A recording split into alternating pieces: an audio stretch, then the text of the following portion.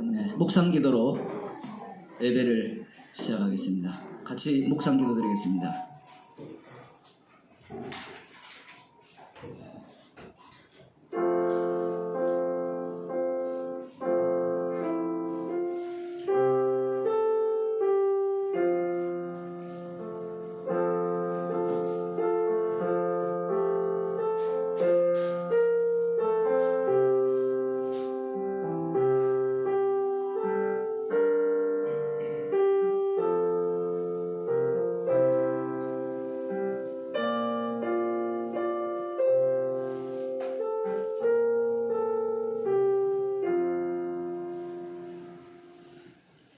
하나님 말씀 잠언서 22장 10절입니다.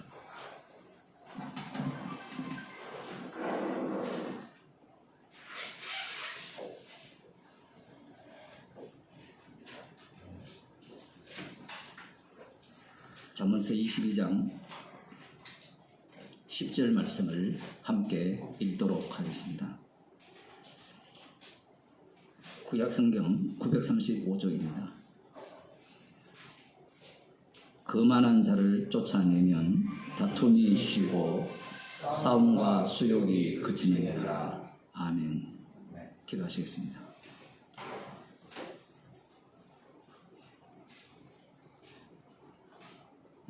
우리의 본성 자체가 거만한 자요.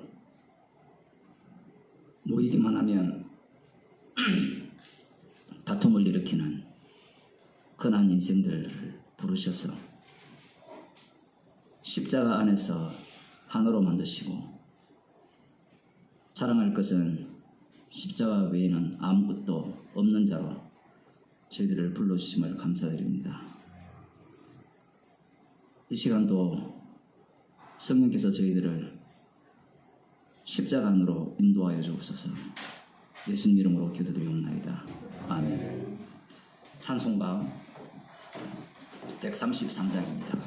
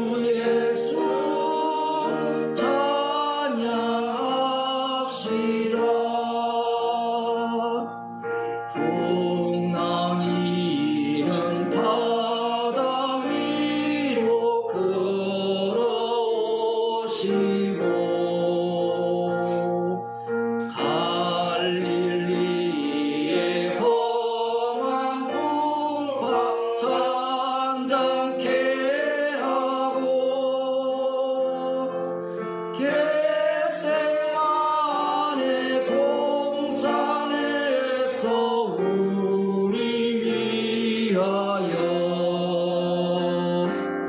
눈물 짓고 기도하신 고난의 주님 어저께나 오늘이나 영원 무궁히 한결같은 주 예수께 찬양합시다. 세상 지나고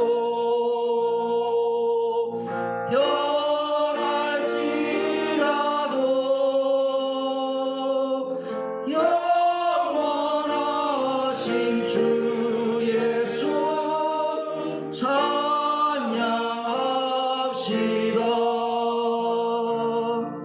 허물 많은 베드로를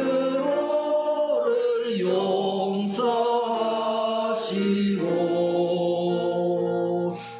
의심 많은 도마에게 확신 주시고 사랑하는 그의 제자 가슴에 안고 부드러운 사랑으로 품어주셨네.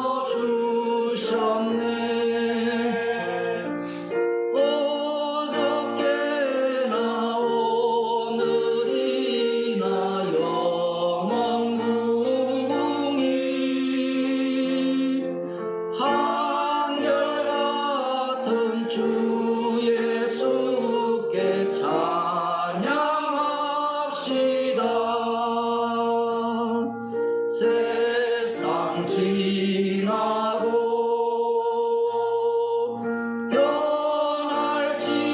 변할지라도 영원하신 주 예수 찬양합시다.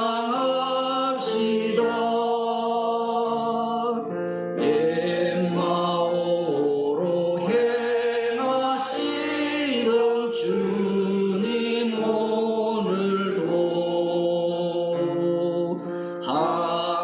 한결같이 우리 곁에 함께 계시고 우리들을 영접하러 다시 오실 때 변함없는 영광의 주 진입해오리.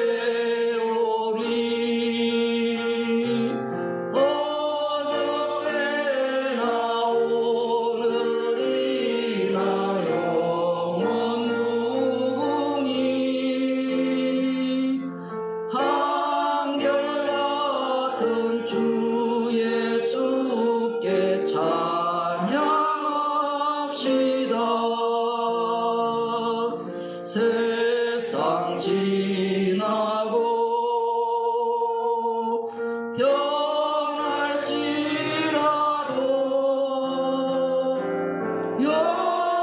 영원하신 주 예수 찬양합시다.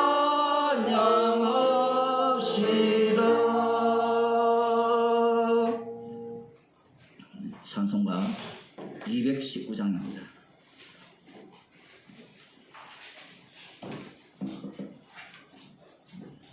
중국과 한국의 다른 점이 한국에 오면 찬송을 크게 마음껏 함께 부를 수 있다. 나중에 힘 빠져서 부를 수 없고 못 부를 상황이 되기 전에 마음껏 찬양하시기 바랍니다. 네. 219장입니다.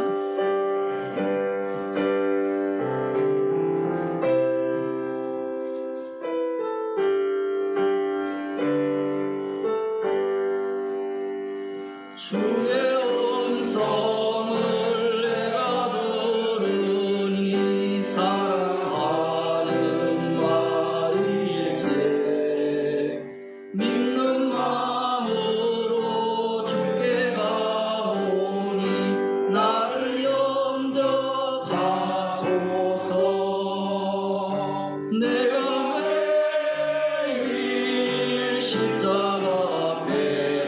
가까이 가오니 구세주의 흘린 고백 비로소 나를 정케 하소서. 주여 넓으신 은혜 베푸사 나를 받아주시고 나의 품은 또 주의 뜻같이 되게 하여 주소서. 내가 매일 십자가 앞에 더 가까이 가오니 구세주의 흘린 고백 비로소 나를 정케 하소서. 주의 보좌로 나아갈 때에 어찌하니 기쁠까. 주의 얼굴을 항상 배우니 더욱 친근합니다. 내가 매일 십자가 앞에 더 가까이 가오니 구세주의 흘린 고백 비로소 나를 정케 하소서. 우리 구주의 넓은 사랑을 청량할 자 없으며 주가 주시는 참된 기쁨도 헤아릴 수 없도다. 내가 매일 십자가 앞에 더 가까이 가오니 구세주의 흘린 고백 비로소 나를 정케 하소서.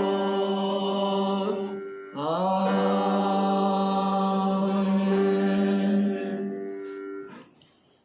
하나님 말씀 시편 44편 1절에서 3절 말씀 함께 교독하도록 하시겠습니다. 구약성경 832쪽입니다. 수아도 성경책 찾았어?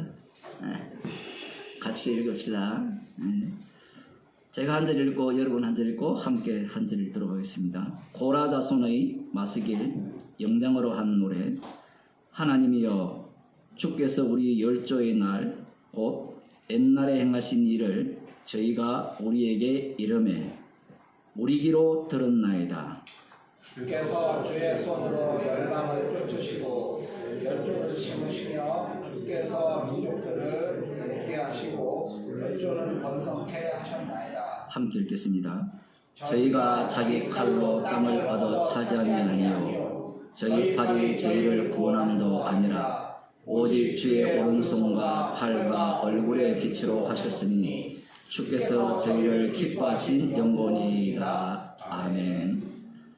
찬송가 411장입니다.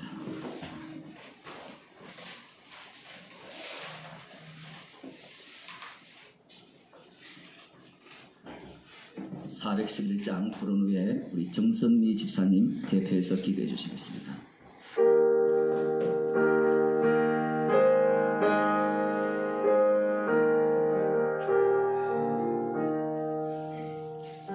예수 사랑하심은 거룩하신 말일세. 우리들은 약하나 예수 권세만 도다. 날 사랑하신 날 사랑하신 날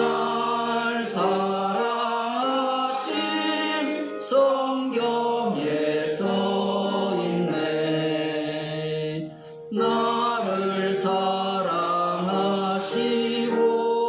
나의 죄를 다 씻어 하늘 문을 여시고 들어가게 하시네. 날 사랑하신 날 사랑하신 성경에 써 있네. 내가 연약할수록 더욱 귀히 여기사 높은 보좌 위에서 낮은 나를 보시네. 날 사랑하신 날 사랑하신 성경에 써 있네. 세상 사는 동안에 나와 함께 하시고 세상 떠나가는 날 천국 가게 하소서. 날 사랑하신 날 사랑하신 성경에 써 있네. 아멘.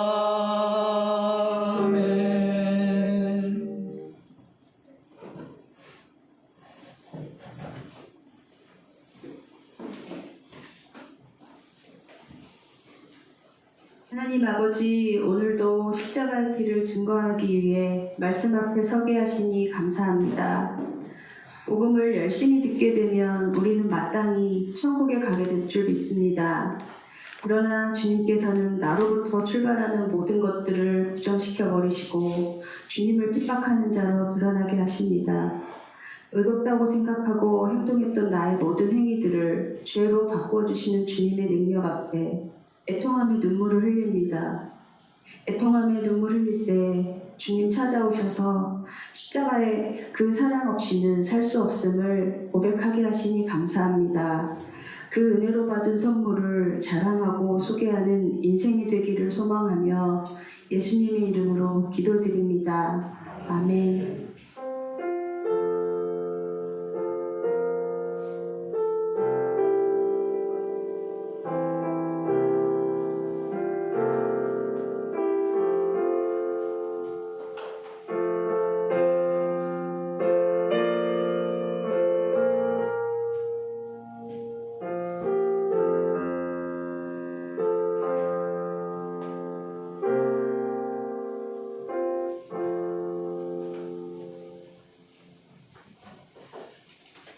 하나님 말씀 사도행전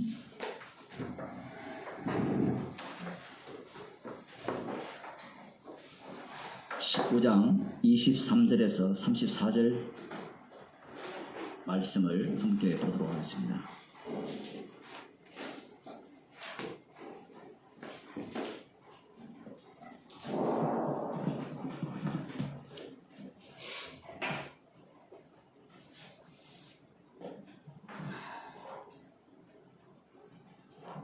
제가 읽어드리겠습니다. 그때쯤 되어 이 도로 인하여 적지 않은 소동이 있었으니 즉 데메드리오라 하는 어떤 은색장이 아데미의 은감실을 만들어 직공들로 적지 않은 벌이를 하게 하더니 그가 그 직공들과 이러한 영업하는 자들을 모아 이르되 여러분도 알거니와 우리의 유족한 생활이 이 업에 있는데 이 바울이 에베소뿐 아니라 거의 아시아 전부를 통하여 허다한 사람을 권유하여 말하되 사람의 손으로 만든 것들은 신이 아니라 하니 이는 그대들도 보고 들은 것이라.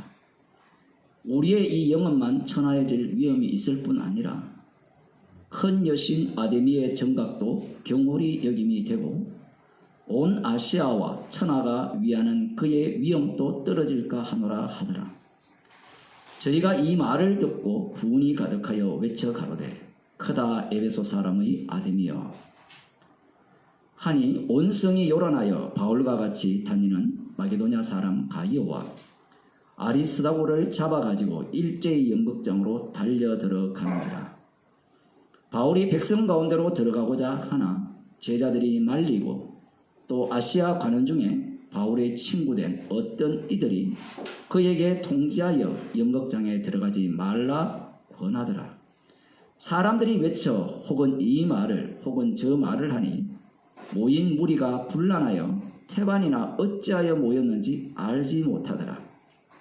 유대인들이 무리 가운데서 알렉산더를 권하여 앞으로 밀어내니 알렉산더가 손짓하며 백성에게 발명하라 하나 저희는 그가 유대인인 줄 알고 다 한 소리로 외쳐 가로되 크다 에베소 사람의 아데미여 하기를 2시 동안이라 하더니 아멘. 사도 바울이 성령 안에서 에베소에 오순절 동안 머물기를 계획을 세우고 그 전에 이 디모데를 그리고 다른 한 제자죠 에라스도 이 두 사람을 마게도냐로 보냈습니다. 주님께서 일을 하실 때 성령 안에서 계획을 세웠다면 박자를 좀 맞춰주시면 참 좋을 것인데 미리 오늘 일어난 이 사태가 발생한 이후에 미리 일으켰다면 사도 바울이 이런 계획을 세우지 않았을 건데 사람들이 보기에 복음을 전하는 그 바울을 어떻게 생각하겠습니까? 성령 안에서 계획을 세웠다는 사람이 성령 안에서 세웠다면 그 다음 어떻게 진행돼요? 계획대로 진행이 되어야 된다라는 게 오늘날 교회 다니는 사람들 100%의 생각이에요. 성경을 읽어도 까먹는다라는 겁니다. 창세기부터 출애굽기 레위기 우리 권사님은 지금 총알같이 성경을 읽고 계시는데 성경을 읽는 사람이 되게 많거든요. 어제도 우연히 한 30년 만에 대학 후배를 만났어요. 대학 후배를 만났는데 제 딸이랑 경쟁하는 후배를 만났는데 코로나 동안에 성경을 이독했대요. 네, 코로나 동안에 자기가 얼마나 믿음이 좋은지 겸손한지 내 뜻대로 한 게 아니고 함께하는 어떤 장로님이 권면하여서 읽게 되었다. 그래서 그 다음이 중요해요. 제가 또 가만히 있겠습니까? 복음을 또 30년 만에 또 다시 전하게 됐는데 그 두 친구를 우연히 만났는데 후배를 그 당시에도 저에 대한 그 인상이 좋게 말하면 복음의 열정이 있었다. 나쁘게 말하면 이상하다라는 거거든요. 영어로 표현을 레디칼하다 이렇게 표현을 하는데 그 당시에 저도 복음을 처음 들었을 때인데 아마 제가 그 대학생 때 제가 대학교 3학년 때 그 친구들 1학년이었는데 이제 성경 공부 인도를 했던 모양입니다. 기억은 전혀 안 나요. 어쨌든 그들이 기억하는 마음속에는 복음을 한번 들어봤다라는 거예요. 그 당시에. 그래서 교회 생활 잘하고 있어요. 지금은. 그 영적 전쟁이라는 자체의 의미를 전혀 파악하지 못하는 겁니다. 성경을 제가 그 친구가 또 이걸 볼지 모르는데 성경을 이독했다, 뭘 했다, 삼독했다. 우리 권사님 쪽에서 이제 1독 끝나잖아요. 며칠 만에. 아마 코로나 기간에 시작했으면 10독을 하실 것 같은데 십자가만 남아야 되는데 그렇지 않다라는 거죠. 이미 우리는 머릿속에 전제를 깔고 있습니다. 답을 깔고 있어요. 그 답이라는 것이 정말 재밌는 게 처음에는 이방적 사고의 답을 갖고 성경을 대하거든요.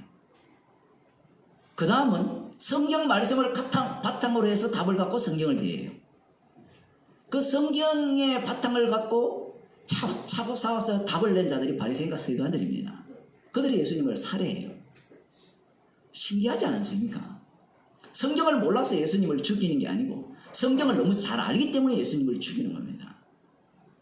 말씀의 능력이라는 것이 이 두 가지 능력이 나오죠. 십자가의 능력인데 한쪽은 지옥 갈 자들은 지옥 가야 돼요. 그리고 지옥 갈 자인데 지옥 속에서 구원받는 자들이 있죠. 십자가의 능력이 말씀을 통하여서 고스란히 드러내게 되어 있습니다. 문제는 말씀을 읽을 때 인간이 갖고 있는 전제, 하나님께서 약속을 이렇게 하셨으면 약속대로 해야 되지 않느냐라는 거예요. 그 신앙의 확실성을 갖고 있던 자들이 오늘날의 유대인이에요. 지금도. 아브라함을 택하여서 복을 주겠다 하면, 너의 자손이 복을 받겠다 하면, 너를 축복하는 자에게 축복하면, 이스라엘에게 잘 대하면 핵폭탄 안 날리고, 이스라엘에게 잘못하면 핵폭탄 날려서 박살내는 게 그들이 믿는 하나님이에요. 하나님이에요. 우리는 뭐 이슬람 개들만 뭐 악하다는데, 개들의 뿌리가 유대교잖아요. 막상 막하거든요. 여호와 하나님께서 약속을 하셨으면 지켜야 돼요, 안 지켜야 돼요? 여러분 교회에서 배웠죠. 예수님이 우리를 사랑했으면, 끝까지 사랑한다고 했으면 끝까지 사랑해야 돼요, 안 해야 돼요? 그 믿음이나 유대인들이 갖고 있는 믿음이나 뭐가 달라요? 하나님의 주권 운운하면서 언약은 영원하다고 하면서 언약을 믿는 그 믿음이나 유대인들이 언약을 믿는 믿음이나 뭐가 다르냐 얘기예요. 그들은 십자가를 몰랐고 우리는 알았다. 그 아는 지식인데요. 십자가는 지식이 아니라 능력이거든요. 말의 지혜라 안 했잖아요. 말의 지혜라고 하지 않았다는 것은 그 지식을 소유하고 받아들인다고 해서 그 능력 속으로 합류할 수 있다라는 얘기가 아니에요. 물론 복음이 그 능력이 전파되는 과정은 말의 지혜예요. 말의 지혜로 복음을 전해놓고 말의 지혜가 아니라고 하는 것이 십자가의 복음입니다. 인간들은 이미 자신들이 전제를 갖고 하나님이라는 것을 설정해놨어요. 성경에 근거하는데요. 맞죠? 성경에 하나님의 종류가 다양하게 나오거든요. 골라잡아요. 골라잡아. 성경 말씀 전체가 십자가에서 주님을 전가하는 말씀이거든요. 그런데 인간들이 말씀을 대할 때 골라잡잖아요. 내 마음에 드는 것, 내가 받아들일 수 있는 것, 내 형편에 적합한 말씀.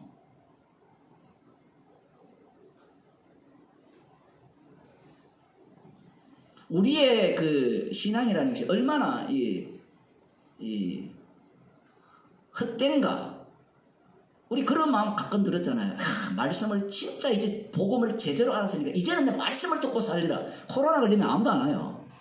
여러분은 지금 약간 이상한 사람들이죠. 지금 상황에서는 교회 오면 100% 코로나 걸리게 되어 있습니다. 제가 기침한 이유도 코로나의 후유증이잖아요. 안 걸릴 수가 없죠. 뭐 감기도 늘 걸리잖아요.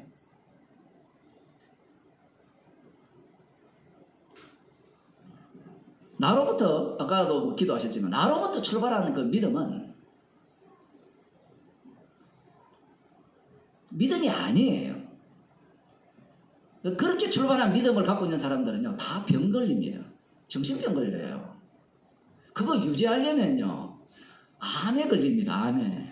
뭐 저도 암에 걸릴지 모르지만.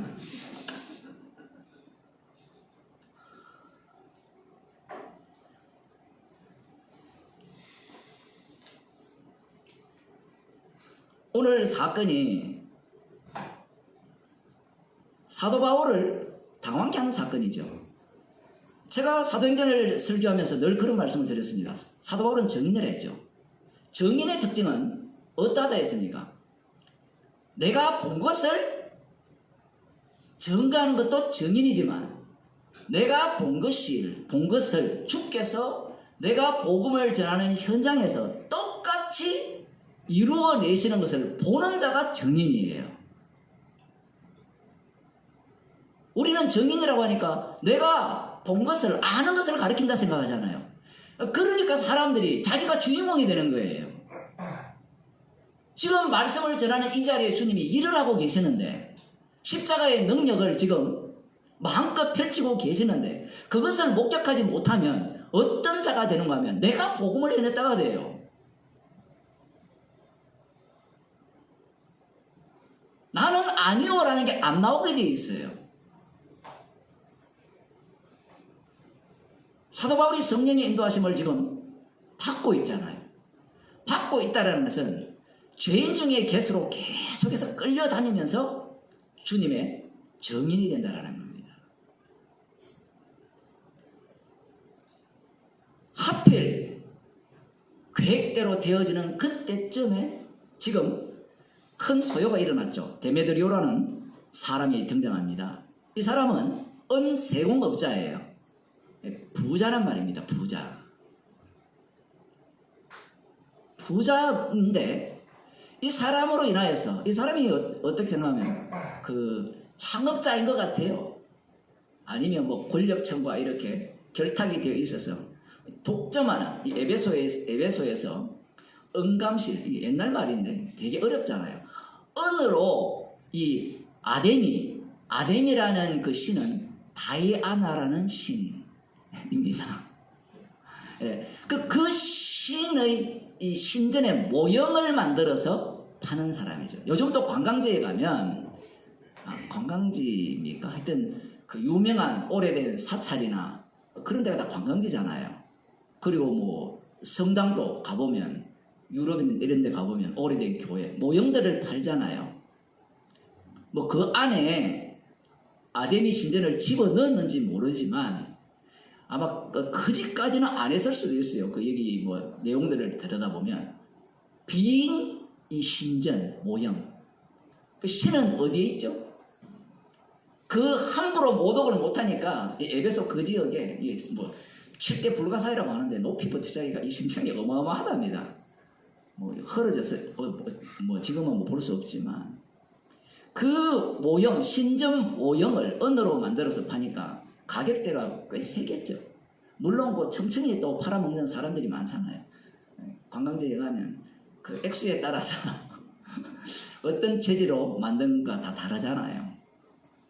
어쨌든 이 사람이 이 에베소에서 이러한 일을 하면서 여기에 보면 직공들로 적지 않은 벌이를 하게 하더니 표현이 참 재밌어요. 직공들로 적지 아니하는 벌이를 하게 하더니 이 말은 하나로 묶여 있죠. 이 직공들 자기가 지금 직접 관리하는 직원인지는 모르겠어요. 그리고 그와 관련된 업을 하는 사람들 만드는 사람도 있을 거고 판매하는 사람도 있을 게 아닙니까? 지금도 에베소 유적지를 가보면 뭐 지금의 도시에 비해서는 큰 게 아니죠. 나름대로 큽니다. 지나가 보면 그냥 뭐 골목길밖에 안 돼요. 시간 나면 한번 놀러 가보세요. 골목길밖에 안 되고 물론 이 연극장은 조금 큽니다. 위에서 소리 지르면 밑에서 그냥 조용히 얘기하고 저 끝까지 다 들리는 그런 구조인데 아직 흔적이 그대로 남아있어요. 그 당시에는 바닷가였는데 지금은 지진 때문에 바다와 상당히 멀어진 에베소 지역인데 어쨌든 이곳에서 이 갑부인 모양입니다.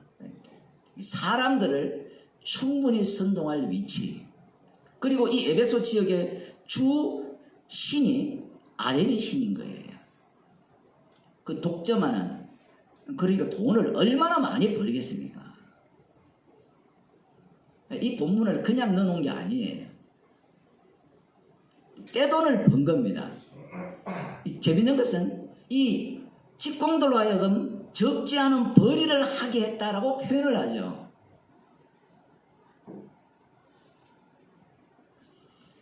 이 우상이라는 것이요. 혼자 돈을 많이 벌면 우상이 안 돼요.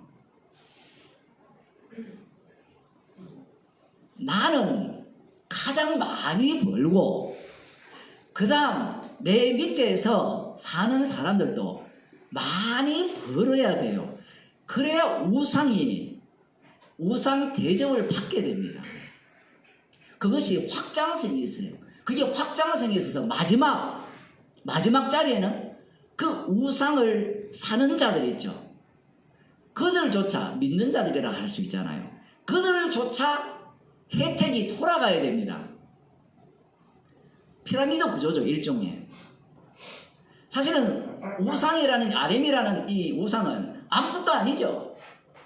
누가 만들었는지 모르지만 인간들이 어쨌든 만들어내가지고 그것을 누가 독점을 했어요.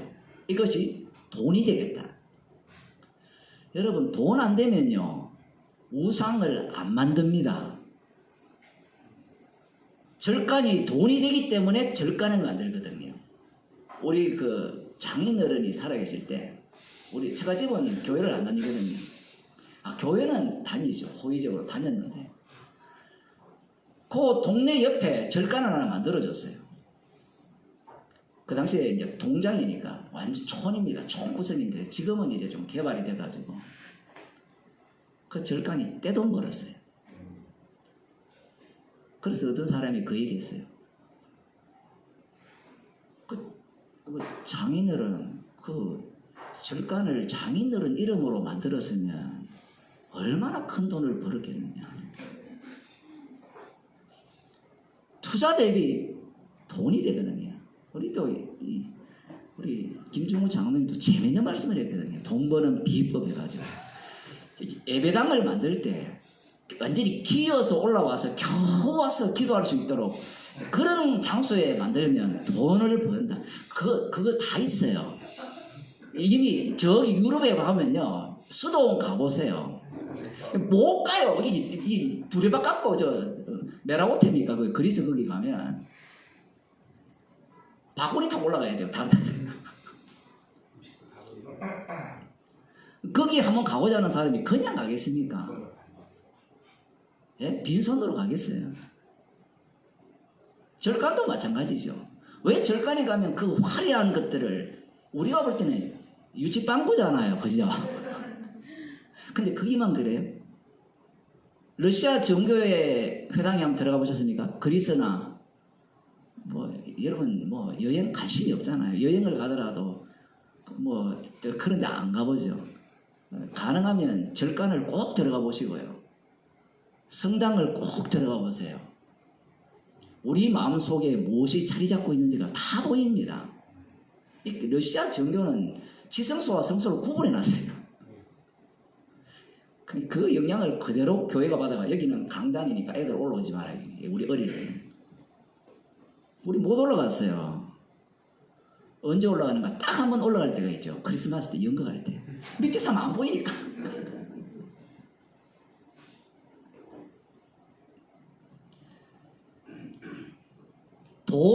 돈을 홀로 버는 것이 아니라 이게 확장성이 있는 겁니다.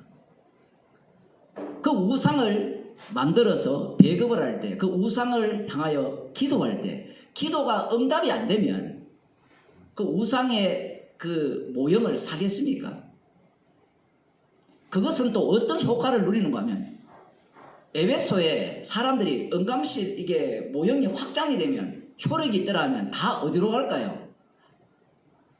그 원산지로 갈 거 아니에요. 그 에베소로 수많은 사람들이 여기 보면 아시아에 온 세계 사람들이 다 몰려오는 겁니다. 그 우리 동네 제가 고향 동네 그 위에 보면 갓바위라는 데 있는데 그 노태우 대통령을 기도해서 낳았다라는 곳이거든요.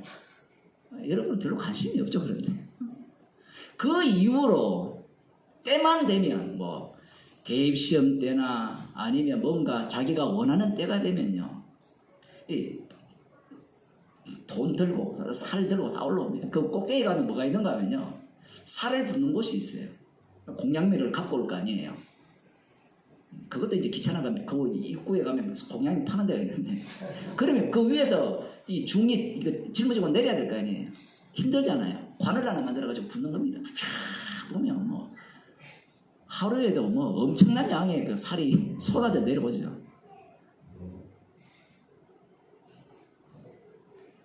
떼돈을 버는 겁니다. 효력이 있다는 것은. 지금 이 데메드리오가 많은 사람들에게 선한 영향을 미치고 있죠. 선한 영향 아닙니까? 아니 돈 잘 벌게 해주면 선한 거 아니에요? 그 사회에서 악한 겁니까? 돈만 잘 벌게 해주면 선한 거 아니에요? 돈이 없어 봐야 이게 돈 벌게 해주는 게 선한 걸 아는데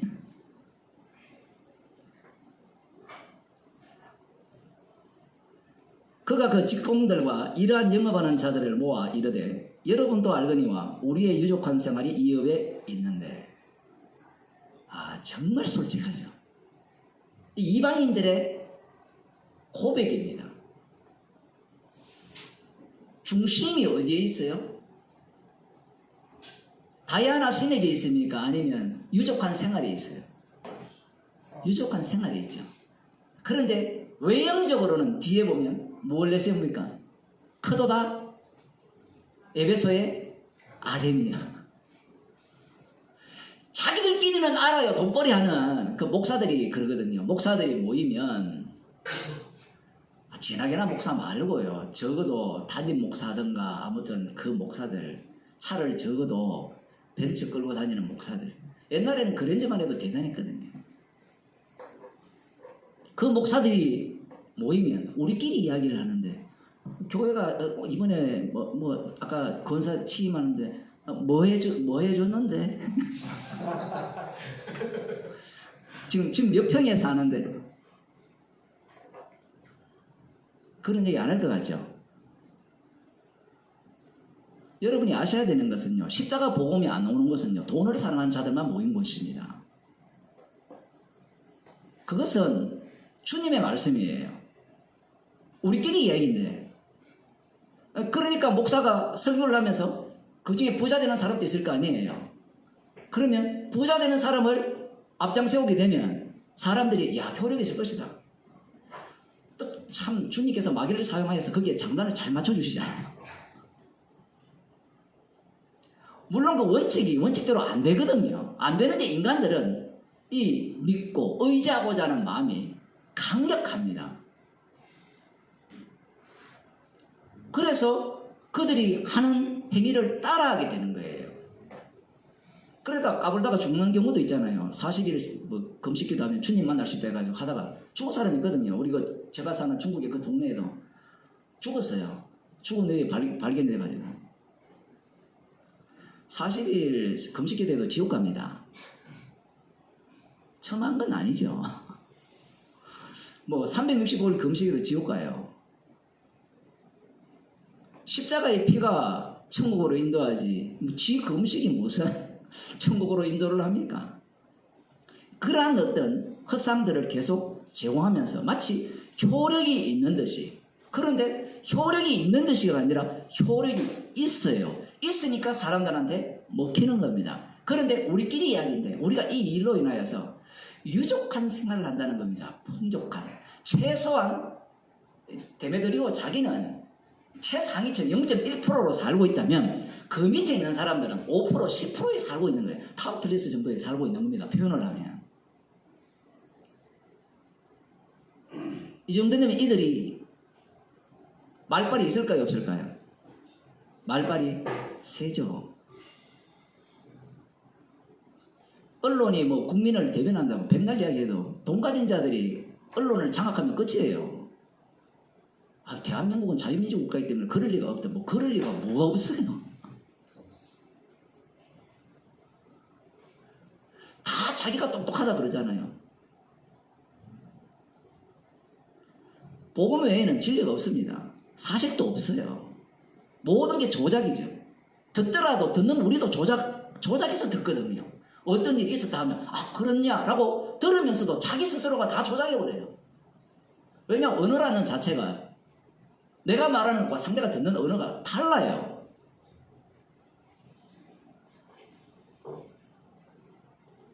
유족한 생활이 이 업에 있는데 주님이 진짜 놀라운 일을 펼치시죠. 물론 성경과는 누가가 기록했기 때문에 누가 입장에서 썼다 이렇게 볼 수도 있지만 주님께서 그들의 그 본 모습을 지금 이 사태를 통해서 끄집어내는 겁니다. 이게 왜 이렇게 중요하냐라고 할 때는 복음이 전파되면 어떤 사태가 벌어지는가 하면 복음이 전파되는 곳이 광야가 되어버립니다. 복음이 전파되는데 왜 광야가 됩니까? 라는 거거든요. 이스라엘 백성들이 6월절 어린 양의 피로 그 피의 능력으로 출애굽을 해서 광야길로 접어들잖아요. 홍해를 갈랐을 때는 여호와 하나님을 찬양하면서 여호와는 용사시니 그러면서 신나잖아요. 그런데 곧장 여호와 하나님께서 그들 가운데 어려운 길을 제시하니까 그 출애굽기 16장을 한번 봅시다.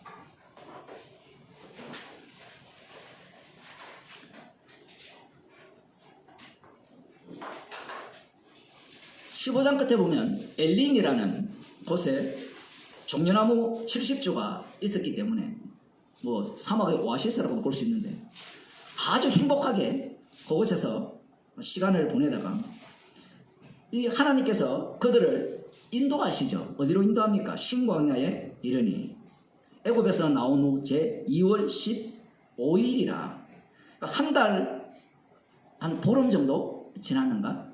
2달 보름, 한 이 정도 지났어요. 그 정도 지난 상태니까 어떻겠어요, 여러분? 이 광야길이니까. 우리가 볼 때는 열려 있으니까 열린 공간이라 이렇게 생각하지만 여러분 격리해 봤죠? 일주일. 우리 뭐 권사님은 격리가 아니고 청계천으로 가서 돌아다니고 계시는 격리를 하잖아요. 격리를. 이 격리 생활이에요. 이 광야 생활이. 먹는 것도 제한적이죠. 이전에는 격리하면 공수해 줬잖아요. 뭐 라면이나. 라면 좋아하는 사람은 환영을 했겠지만 이스라엘 온 회중이 그 광야에서 모세와 아론을 원망하여 그들에게 이르되 우리가 애굽 땅에서 고기 가마 곁에 앉았던 때와 떡을 배불리 먹던 때에 여호와의 손에 죽었다면 좋았을 것을. 광야로 인도하니까 그들의 본심이 드러났습니다. 갑자기 애굽에서 고기 먹던 때, 이게 지난 제가 금요일날 설교할 에스겔 20장을 언급을 했죠.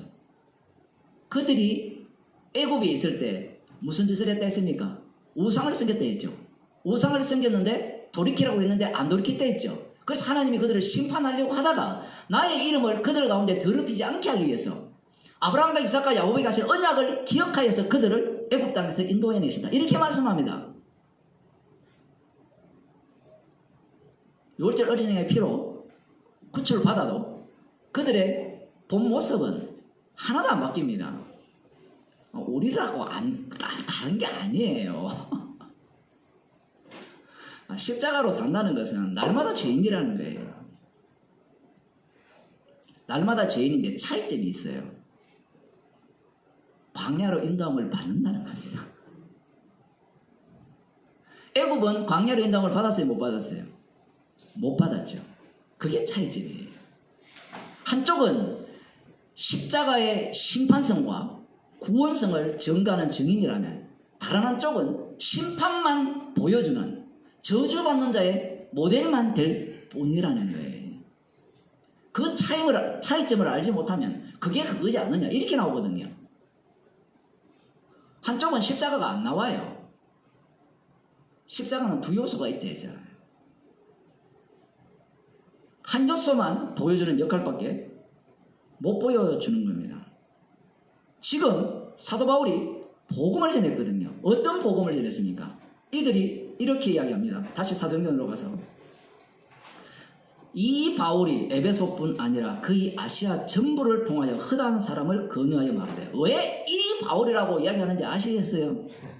사람이 화나면 야 정목사님 하다가 이제 정목사 정석훈 목사님 하다가 정석훈 목사 하다가 야 너 이렇게 가거든요. 논리가 들어봐서 그래요.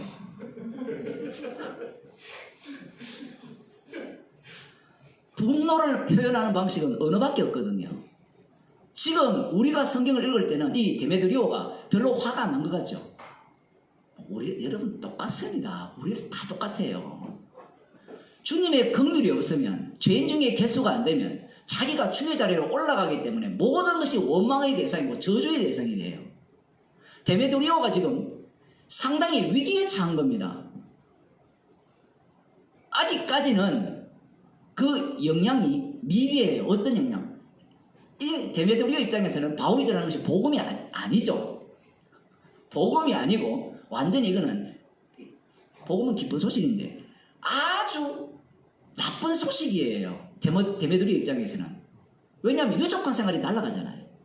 가령 이렇게 생각해보세요. 여러분 복음 들으러 왔잖아요. 들어온 순간부터 매출이 계속 떨어져요.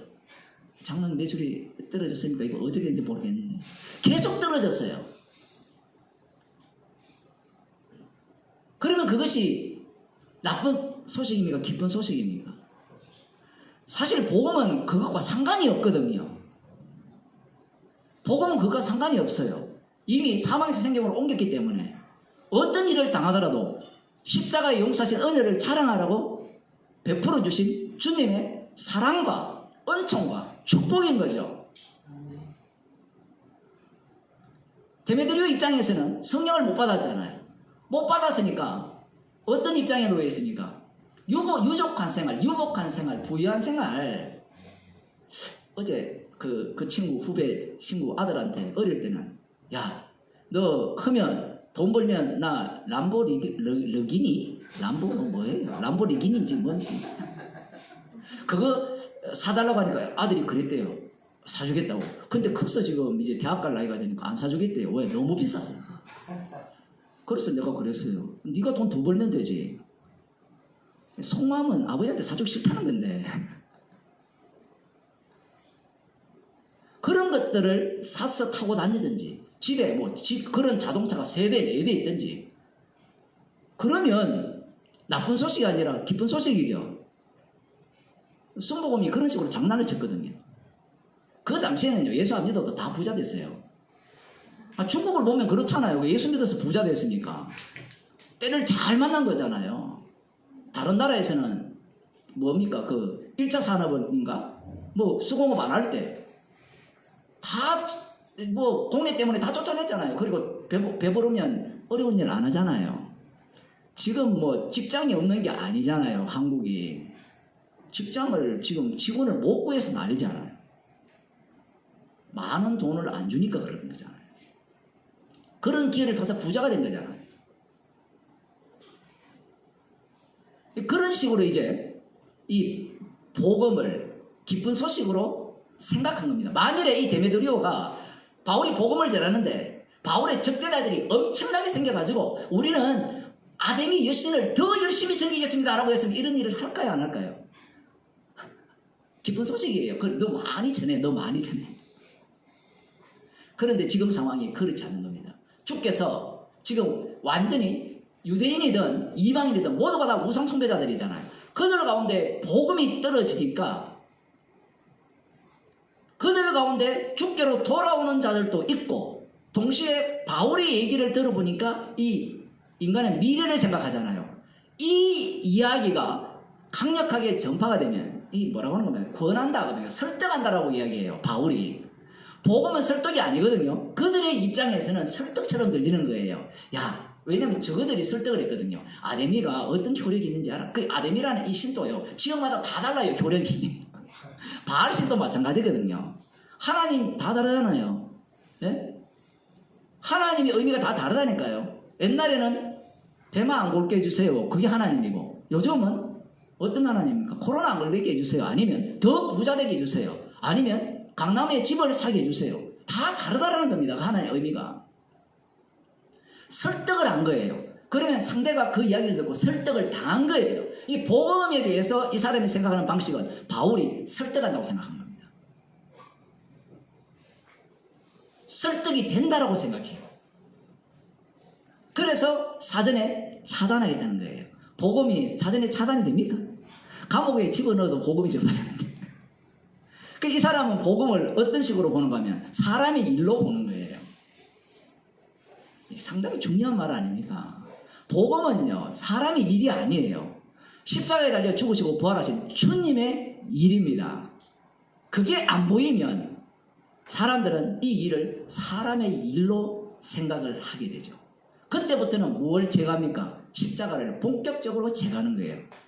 한국교회가 그랬고 2000년 교회가 그런 겁니다. 십자가를 어쨌든 제거하여서 사람의 일로 주의 일을 다 바꾸어 버린 거예요. 그래서 믿는 것도 다 뭐 교리를 가르쳐서 이걸 믿으면 구원받고 이걸 믿으면 천국 갑니다 라는 식으로 다 가르친 거예요.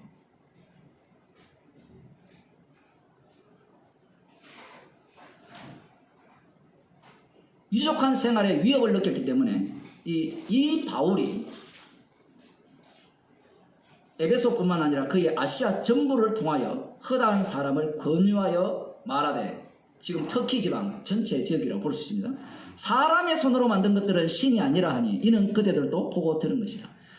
이 말을 하는 이 데메드리오가 알까요 모를까요? 이 말을 사람의 손으로 만든 신이 아니라는 걸 알아요 몰라요?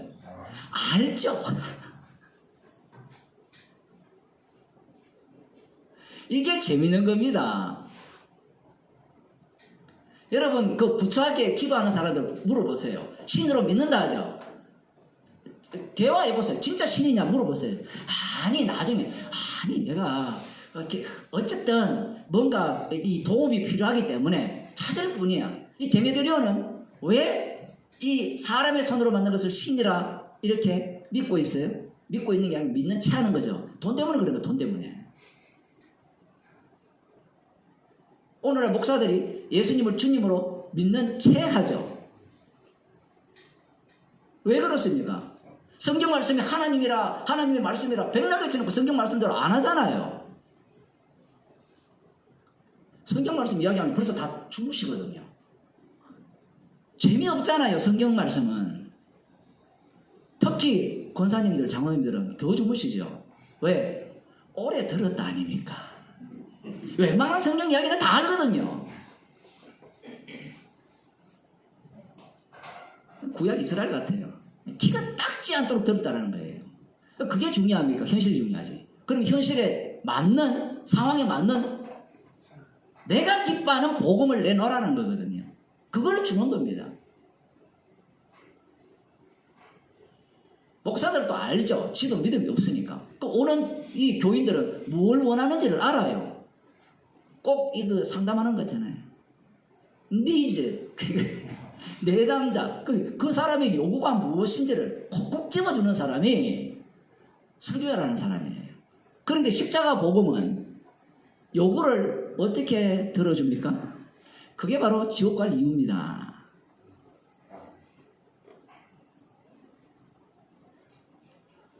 복음 들으면 뭐 코로나 안 걸리고 다 걸려갔다 더 걸려버렸네.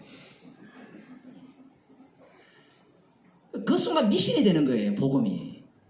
복음 들으면 건강해지고 복음 들으면 잘 살고 복음 들으면 어떻게 되고,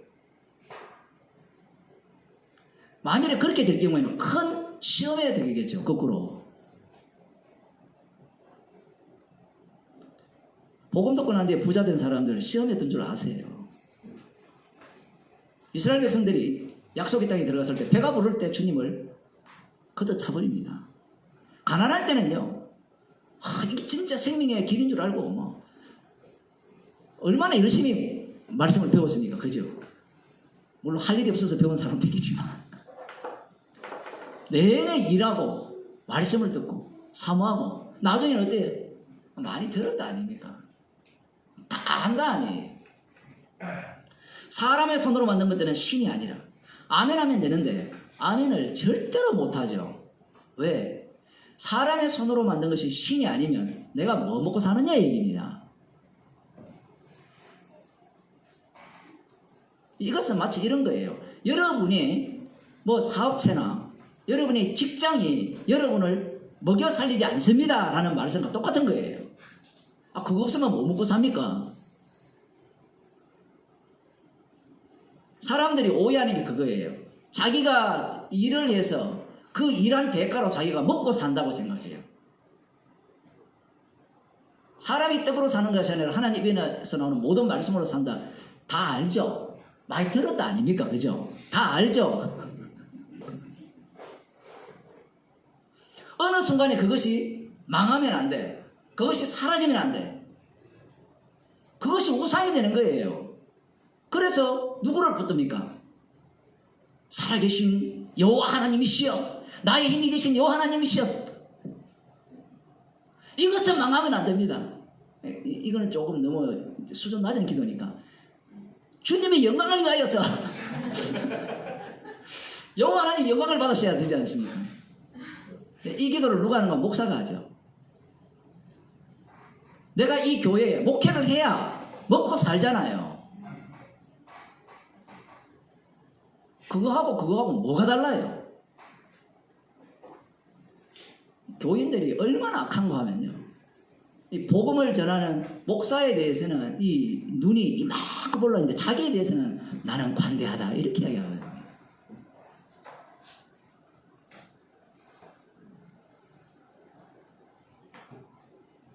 어차피 뭐 설교 끝나고 죽을지도 모르니까 할 말 다 하고.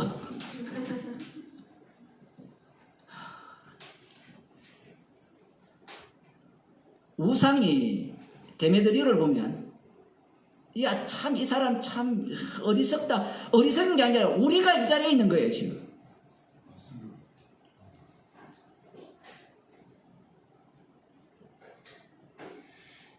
그러면서 선동을 하죠. 이는 그대들도 보고 들은 것이라. 복음 전해가지고 먹고 못 산다는 이야기예요. 오히려 복음이 뭘로 만들어졌습니까? 광야로 만들어버리죠.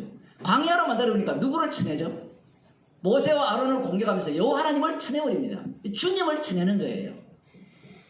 그래서 사람들이 복음을 싫어하는 거예요. 여러분 복음 속으로 들어가면요 광야가 돼요. 신기하죠? 그 불과 푸른 기둥으로 인도하신다라는 우리 참 불러야 되는데 얼마나 신나게 불렀습니까? 그 목사님 맞죠? 그러면 흥분이 돼가지고 감동이 되고 불과 푸른 기둥으로 인도하신 곳이 어디였어요? 광야. 물이 없고 고기가 없고 원망만 나오는 광야. 그게 십자가의 길입니다. 십자가만 자랑하라고 우리를 광야로 인도하시는 거예요. 복음 자체는 이 세상에 속한 게 아니죠. 주님의 나라는 이 나라에 속하지 않았습니다. 빨리 떠나라는 이야기죠. 우리의 이 영혼만 천하해질 위험이 있을 뿐 아니라 큰 여신 아데미의 정각도 극렬히 여김이 되고 에베소 자체가 이제 아데미 여신의 완전히 그 신전이라고 표현해야 될까요? 신의 도시라 하잖아요. 에베소가 이렇게 이 업신여김을 받으면 또 뭐가 문제가 돼요? 모든 게 돈이에요, 돈.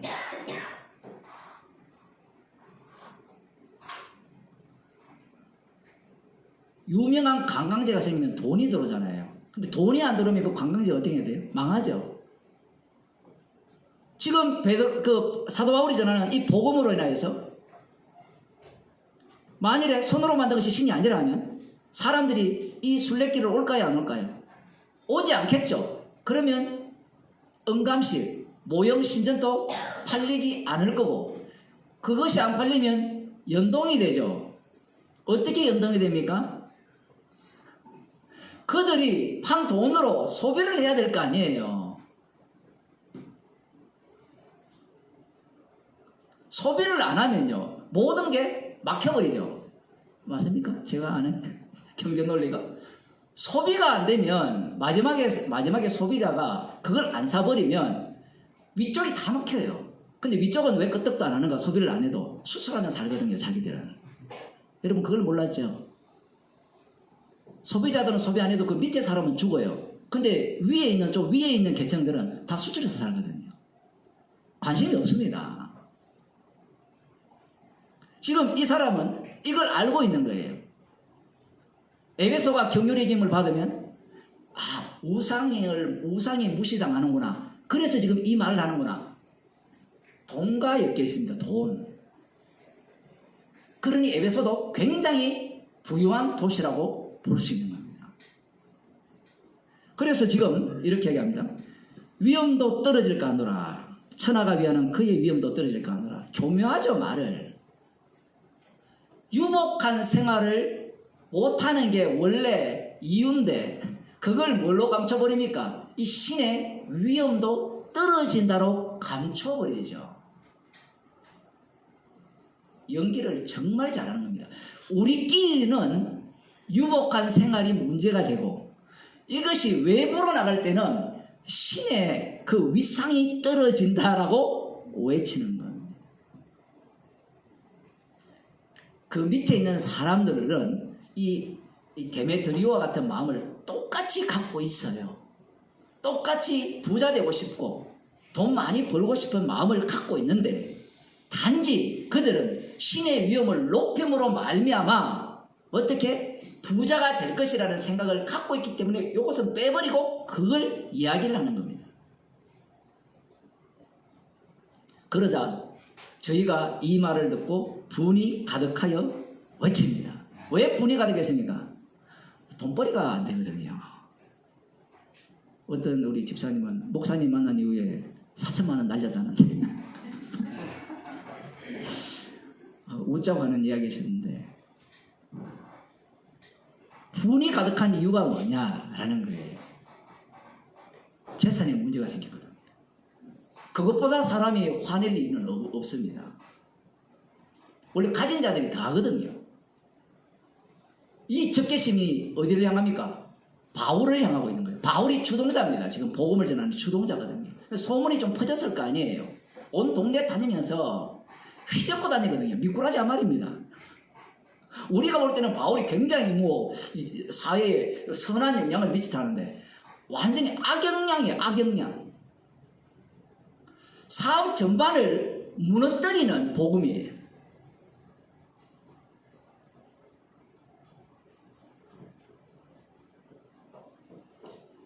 분노가 치밀어 올랐습니다. 신기하죠? 이런 걸 보면. 십자가 때문에 분노가 치밀어 올라야 되는데 우리 생각은 십자가라는 것이 어떠한 것들을 유발시킨 것을 잘 보셔야 됩니다. 이게 연동이 돼요.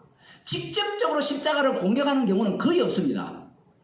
우리는 그런 가끔 꿈을 꾸잖아요. 내가 십자가 복음 전하면 저들이 나를 공격할까. 그래 공격을 거의 안 해요. 예수님도 공격을 당할 때 이상한 걸 끌고 와서 공격하거든요.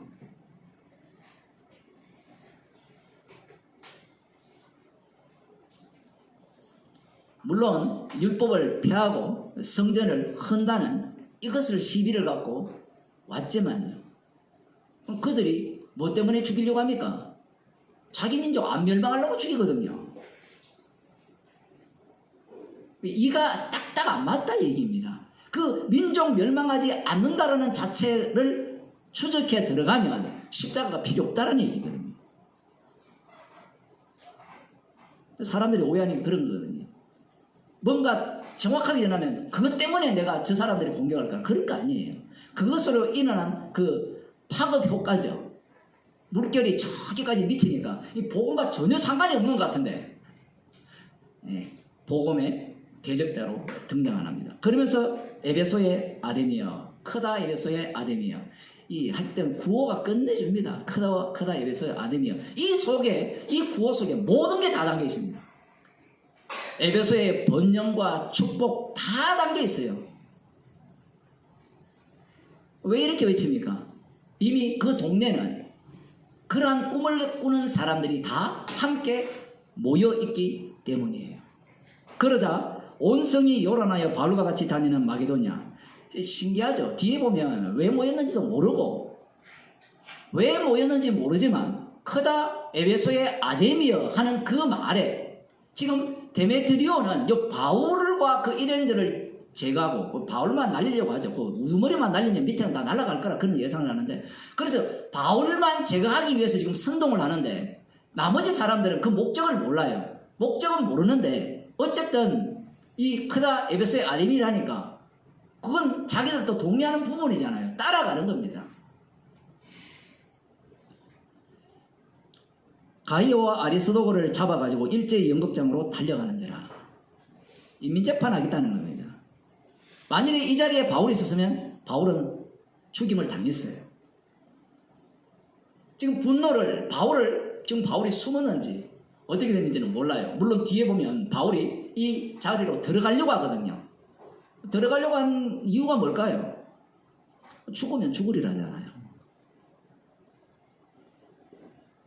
그런데 죽으면 죽으리라는 네 생각이고 주님의 뜻은 나와야 됩니다. 그 제자들이 말려버리죠. 이런 장면도 좀 그래요. 주께서 직접 바울에게 지시해가지고 야 너는 여기서 죽을 자리가 아니야 들어가지 마 이렇게 하면 우리가 신나는데 마치 사람이 일 같잖아요.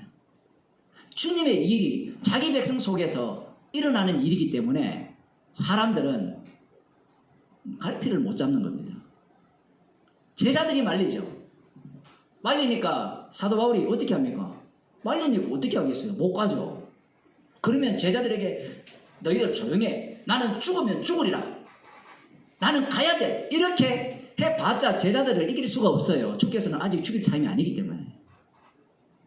동시에 또 친한 친구들이 있습니다. 관원들 중에. 이 관원들을 흔히 이렇게 얘기합니다. 그 당시에 로마 황제를 섬기는 신전이 있었고 또 이런 아데미 신전이 있었는데 이것들을 관리하는 자들인데 뭐 정치인으로서의 뭐라고 할까요? 정치와 관련된 종교인들 그런 사람들이 높은 직위에 있는 사람들 그들은 무엇이 빨라요? 눈치가 빠르잖아요. 그죠?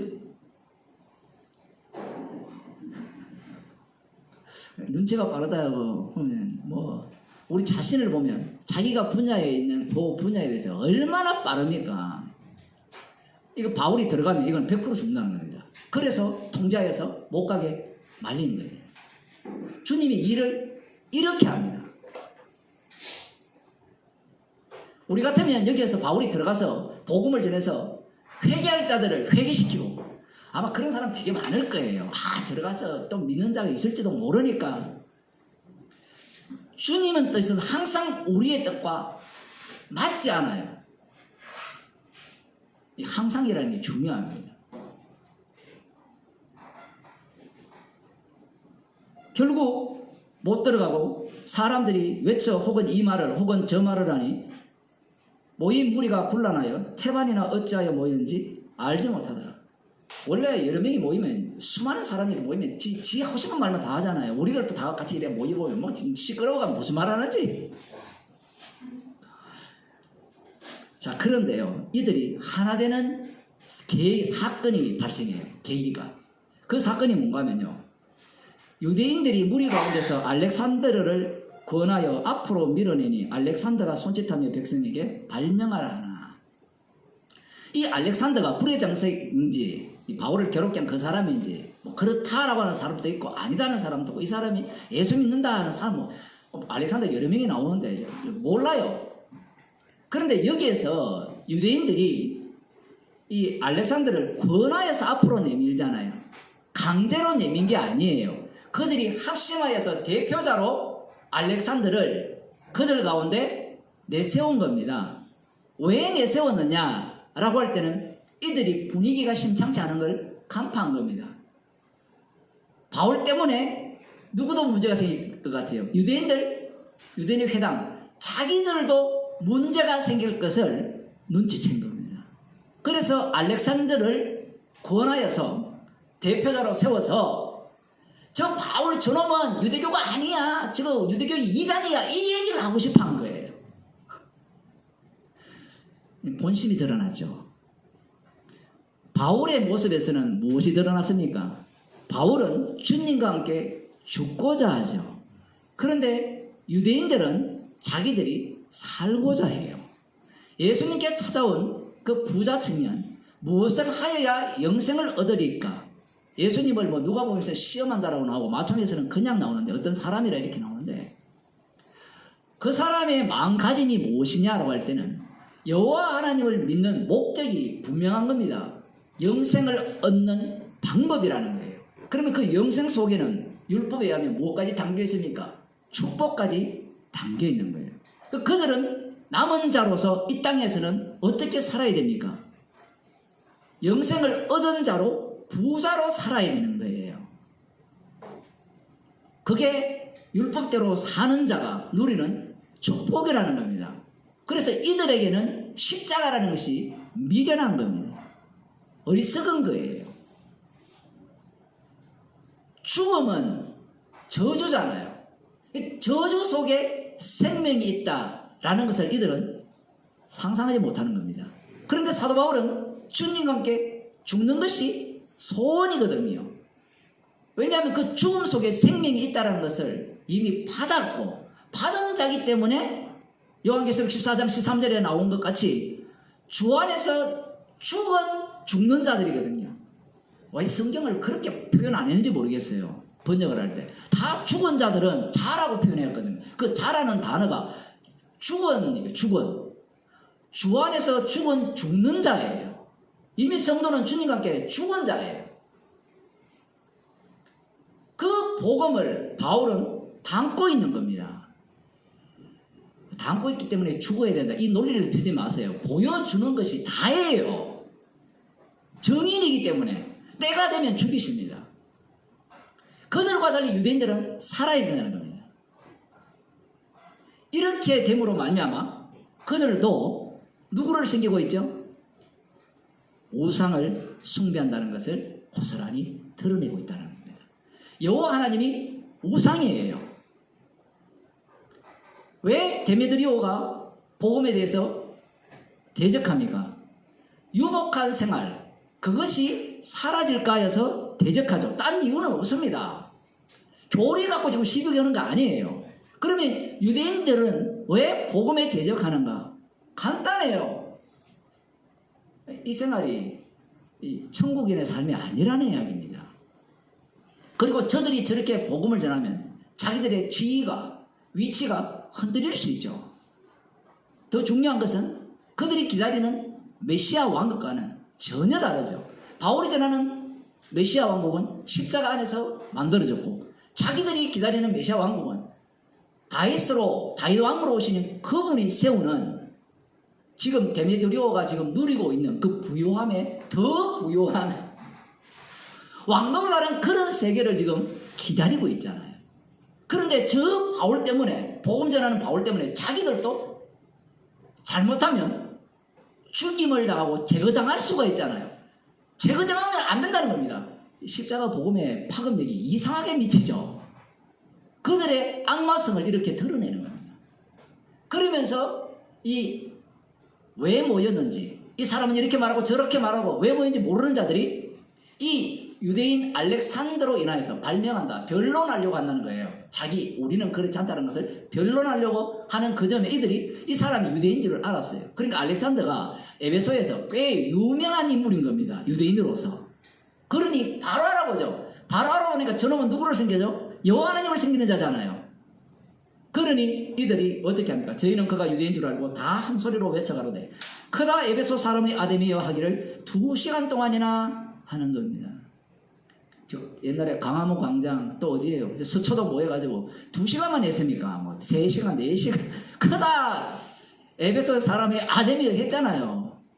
예? 크다 조국의 대한민국이에요. 크다 또 누구예요? 또 그걸 외치는 거예요. 그걸 외치는 목적은 간단합니다. 재밌죠? 너희들도 바로 어떠한 자들이다? 이 아데미를 공격하는 자들이다. 여기에서 우리가 알 수 있는 것은 같은 우상인데 한쪽은 우상이 우상을 공격하는, 서로가 안 맞는 그 다니엘의 예언과 똑같죠. 발의 모습이 진흙과 쇠가 섞여 있잖아요. 절대로 하나가 안 됩니다. 저것끼리 싸우는데 지금 여기에서 둘의 공통점은 누구를 대적하고 있어요? 십자가 복음을 대적하고 있다는 사실입니다. 복음을 누가 전합니까? 바울이 전하지 않습니다.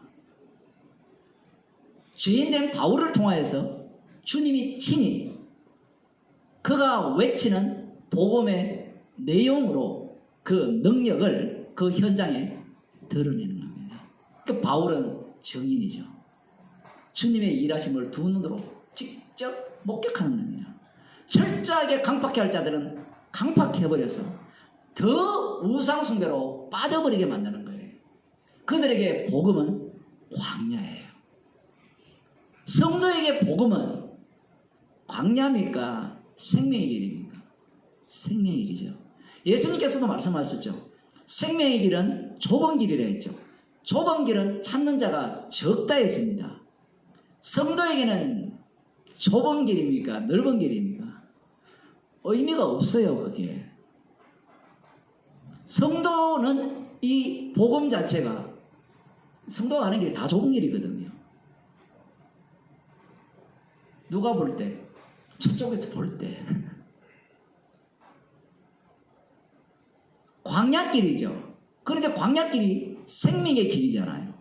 문제는 복음을 모르는 자들은 이 생명의 십자가의 복음이 광야로 인도하는, 저주로 인도하는, 나를 망하게 하는, 내가 하는 모든 일이 헛되다라고 하는, 아무 소용없다고 하는 그러한 나쁜 소식으로 들리는 겁니다. 그래서 이 십자가 복음을 대적하는 거예요. 나에게 이익이 되지 않고 나에게 유익을 가져다 주지 않는 십자가는 복음이 아니라는 이야기입니다. 말이 맞아요, 틀려요?